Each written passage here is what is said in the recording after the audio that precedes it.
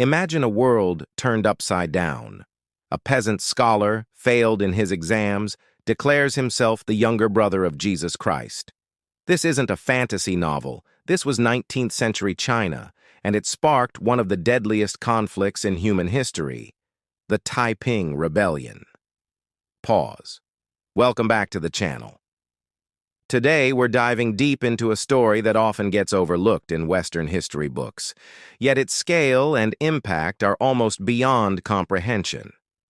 We're talking about a civil war that lasted 14 years and claimed an estimated 20 to 30 million lives. That's more than the entire population of many countries at the time, and it far surpasses the death toll of World War I. So how did it all begin? Our story starts with a man named Hong Xiuquan. Born into a humble Hakka family in southern China, Hong had one ambition: to pass the rigorous imperial examinations and become a government official. It was the only real path to social mobility, but he tried and failed again. After his third failure in 1837, he suffered a complete nervous breakdown. During this breakdown, Hong had a series of vivid, surreal visions. He dreamt he was taken to a heavenly kingdom where he met a golden-bearded old man who gave him a sword and tasked him with slaying demons. He also met a middle-aged man who he addressed as his elder brother. For years, these visions remained just that, confusing dreams. But then, in 1843, Hong stumbled upon a Christian pamphlet he'd been given years earlier. Suddenly, everything clicked into place. The old man in his vision? That was God the Father. The elder brother? That was Jesus Christ. And the demons he was meant to slay? They were the ruling Qing dynasty and the corrupting influences of Confucianism and Buddhism. Hong Xiuquan believed he was the second son of God, sent to earth to establish a new kingdom, the Taiping Tianguo, or the Heavenly Kingdom of Great Peace.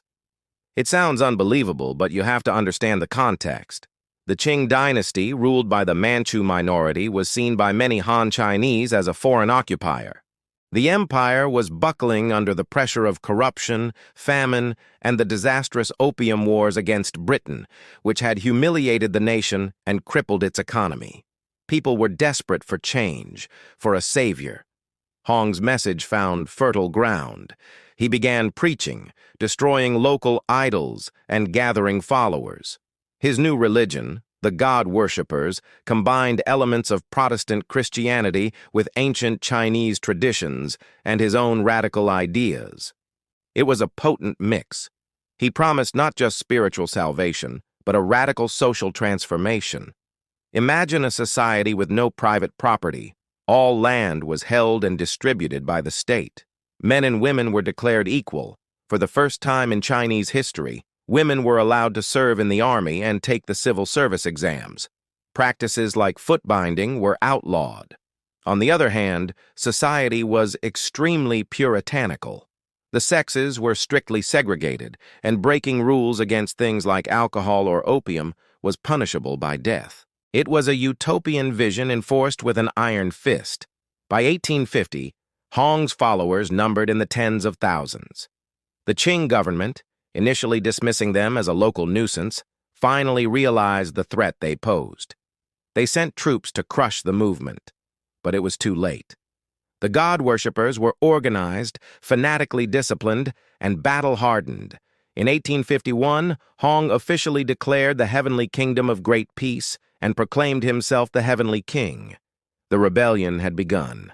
The Taiping army was a force to be reckoned with. They swept north through the Yangtze River Valley, their ranks swelling with disillusioned peasants, miners, and pirates. Their discipline was legendary, but so was their brutality. Qing-held cities that resisted were often met with massacres. In 1853, they achieved their greatest victory, the capture of Nanjing, one of China's most important and historic cities. They renamed it Tianjin, or the Heavenly Capital, and it would become the center of their kingdom for the next 11 years.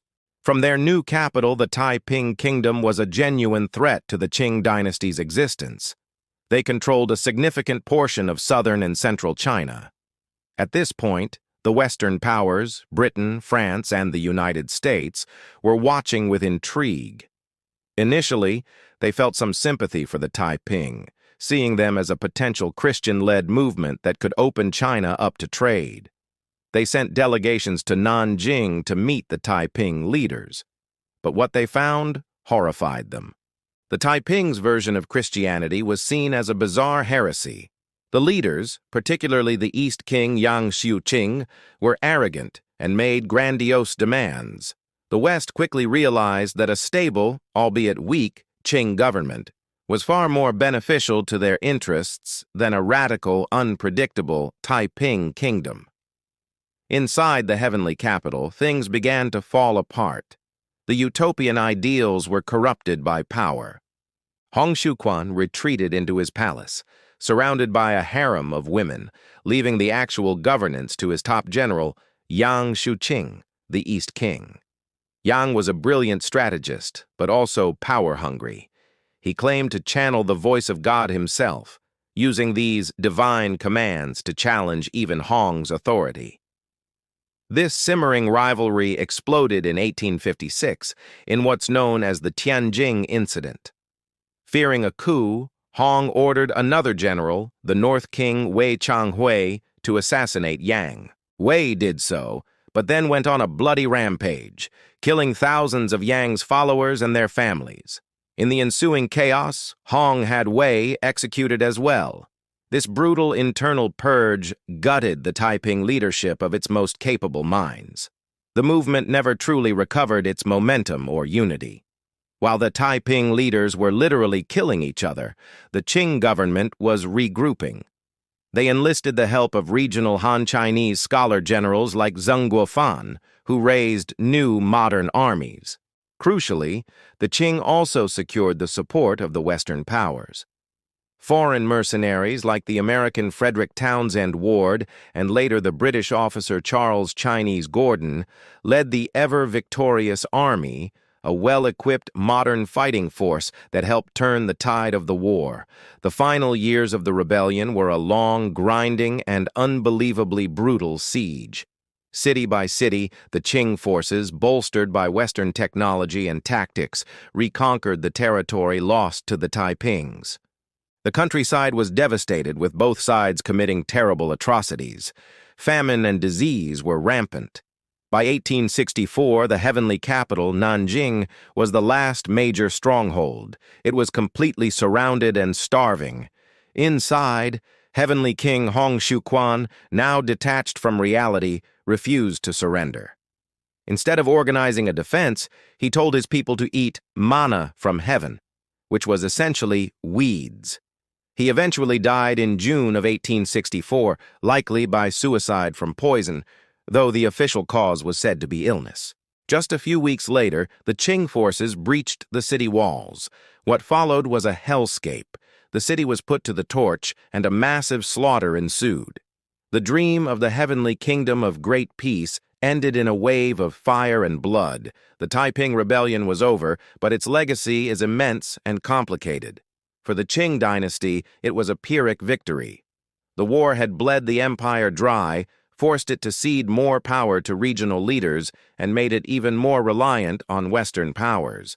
The dynasty would limp on for another 50 years, but it never recovered. The rebellion is often seen by modern China as a prototype peasant revolution, a precursor to the communist movements of the 20th century. It was a desperate, monumental attempt to overthrow a corrupt system and build a new, more equal world. But it's also a terrifying cautionary tale, a story of how a vision of utopia, driven by fanaticism and corrupted by power, can lead to one of the greatest human catastrophes in history. A reminder that the road to heaven can sometimes lead straight to hell. Thank you so much for watching. The Taiping Rebellion is a massive topic, and we've only scratched the surface today. If you found this interesting, let me know in the comments. Don't forget to like, subscribe, and hit that notification bell so you don't miss our next dive into history. See you next time.